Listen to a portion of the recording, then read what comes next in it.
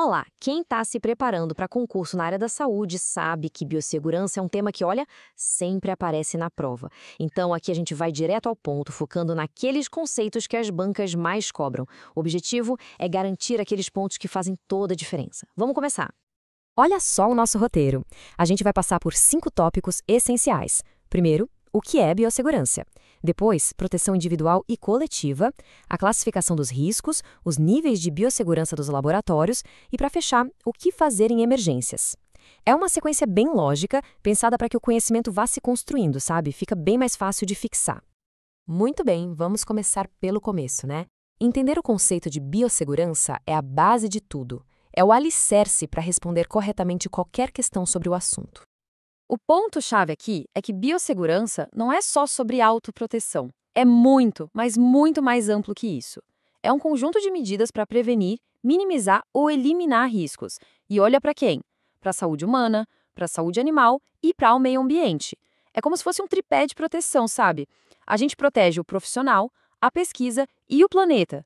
Essa visão ampla é o que as bancas adoram cobrar, especialmente em questões discursivas. Beleza? Agora vamos para um clássico de concurso. Sério, isso aqui despenca em prova de múltipla escolha. A diferença entre equipamento de proteção individual e coletiva, o famoso EPI e EPC. Dominar essa distinção e os exemplos é fundamental para não cair naquelas pegadinhas clássicas. A diferença é bem direta, na verdade. EPI, o nome já diz tudo, né? É para proteger um indivíduo. Pensa em luvas, jaleco, óculos, coisas que a gente veste. Já o EPC, o de proteção coletiva, protege todo mundo que está ali no ambiente. É o caso das cabines de segurança, do chuveiro de emergência. A dica de ouro para a prova é essa. EPI está em mim, a gente usa. EPC está no local, instalado no ambiente. As bancas amam trocar esses exemplos, então é bom ficar de olho nisso. E já que a gente falou de EPC, tem um que é, assim, a estrela do show, o mais importante de todos, a cabine de segurança biológica, a famosa CSB. Ela é a principal fortaleza contra aquele perigo que a gente não vê, os aerossóis infecciosos. Protege quem está operando, a amostra e todo o laboratório. Agora, olha que interessante essa tabela. Presta muita atenção na coluna proteção da amostra. A cabine classe 1, veja só, ela protege o profissional e o ambiente, mas, e aqui está o pulo do gato, ela não protege a amostra de contaminação externa. Esse detalhe é ouro puro para a prova, é uma pegadinha clássica. Já as classes 2 e 3, aí sim, a proteção é total, em todas as frentes. Certo, a gente já viu como se proteger. Agora a pergunta é, se proteger de quê? É aqui que entra a classificação dos agentes biológicos. Entender essa escala de perigo é o que vai definir todo o aparato de segurança que a gente precisa tomar. Essa classificação tem 4 níveis e vai ficando progressivamente mais perigosa. Olha só, a classe 1 é de baixo risco individual e para a comunidade. Pensa num lactobacillus. A classe 2 já tem um risco individual moderado. Pode até causar doença, mas geralmente tem tratamento. O vírus da dengue é um bom exemplo. Subindo para a classe 3, o risco individual já é alto. Pode ser letal, muitas vezes com transmissão pelo ar, como o bacilo da tuberculose. E no topo, a classe 4. Alto risco individual e coletivo. São doenças graves para quais não existe tratamento ou prevenção eficaz. O vírus Ebola é o exemplo mais famoso. Certo, agora é hora de juntar as peças do quebra-cabeça. A gente acabou de ver as classes de risco dos agentes, certo? Pois bem, é essa classe de risco que vai ditar o nível de biossegurança, o famoso NB que o laboratório precisa ter para trabalhar com aquele agente. É uma relação direta. O nível do perigo determina o nível da fortaleza. E essa tabela aqui é basicamente um mapa do tesouro para quem está estudando. Ela mostra exatamente essa escalada de segurança. O NB1 é o básico, boas práticas, uma pia. No NB2, o acesso já é limitado, já se fala em cabine de segurança para aerossóis. No NB3, o controle é rígido, com 2 portas, ar que não recircula. E o NB4? Bom, o NB4 é contenção máxima. Prédio isolado, traje pressurizado, quase um cenário de filme. Entender como as barreiras primárias, os EPIs e EPCs, e as secundárias, que é a estrutura do prédio, vão aumentando a cada nível, é essencial. Bom, até agora a gente viu a teoria, como as coisas deveriam funcionar. Mas e se algo der errado?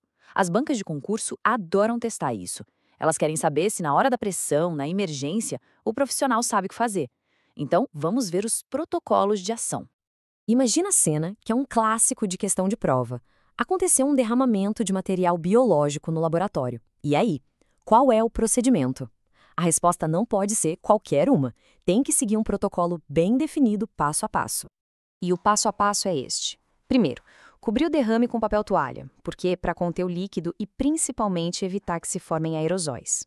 Segundo, jogar o desinfetante, geralmente hipoclorito, por cima do papel, de fora para dentro. Terceiro, e anota isso, aguardar. Tem que deixar agir por no mínimo 30 minutos. Esse tempo é um detalhe que cai muito em prova. Depois, com luvas e pinça, recolher tudo e descartar no lugar certo. E por fim, limpar a área de novo. A ordem e os detalhes aqui fazem toda a diferença. Saindo de um derramamento, vamos para outra emergência bem crítica, um incêndio. E um incêndio dentro de um laboratório não é um incêndio qualquer. Ele tem particularidades que é preciso conhecer. Aqui, o segredo é o seguinte: não existe um extintor que sirva para tudo. Cada tipo de fogo, cada classe pede um tipo de extintor.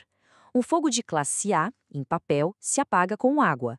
Agora, se alguém tenta usar água num fogo de classe C, num equipamento elétrico, o resultado pode ser um choque elétrico grave. Ou num fogo de classe B, com líquidos inflamáveis, a água pode espalhar ainda mais o incêndio. Saber combinar a classe do fogo com o extintor correto é uma questão de segurança e, claro, é questão de concurso. Ok, para fechar e fixar o conteúdo, vamos recapitular os pontos-chave. Primeiro, biossegurança. É uma proteção tripla, humana, animal e ambiental. Segundo, a diferença crucial. EPI é individual, EPC é coletivo. Terceiro, a escadinha do perigo. As classes de risco de 1 a 4, que definem os níveis de biossegurança de NB1 a NB4. E, por último, os protocolos de emergência para derramamento e incêndio. Esses são os conceitos que não dá para ir para a prova sem saber. E para terminar, vamos deixar uma pergunta no ar, daquelas que podem aparecer numa questão discursiva. O que é mais perigoso para a biossegurança? Um erro de procedimento humano ou uma falha de equipamento? A verdade é que não existe cabines de segurança, não existe o EPI mais moderno do mundo que possa compensar a falta de atenção ou um procedimento feito de forma errada. No fim das contas, o fator humano ainda é o ponto mais crítico e central de toda a biossegurança. É algo para se pensar. Bons estudos e até a próxima!